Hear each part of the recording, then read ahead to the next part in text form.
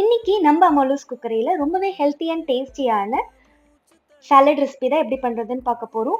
ஒரு வெங்காயம் பொடியா கட் பண்ணி எடுத்துக்கலாம். தக்காளி ஒன்று, அதையும் சின்ன சின்னதாக கட் பண்ணி எடுத்துக்கலாம். ஒரு கேரட், அதையும் கியூப்ஸாக கட் பண்ணி எடுத்துட்டு, குக்கும்பர் பாதி, அதையும் கட் பண்ணி எடுத்துக்கலாம். இப்போ நம்ம செய்யக்கூடிய சாலட்க்கு ஃப்ளேவர் ஆட் பண்ணுறதுக்காக 2 டேபிள் ஸ்பூன் ஃப்ரெஷ் தயிர், கொஞ்சமாக புதினா, 1/4 டேபிள் ஸ்பூன் பெப்பர், 4 வால்நட், ஒரு துண்டு இஞ்சி, கொஞ்சமாக உப்பு சேர்த்து கொஞ்சமாக தண்ணி சேர்த்து அரைச்சி எடுத்துக்கலாம்.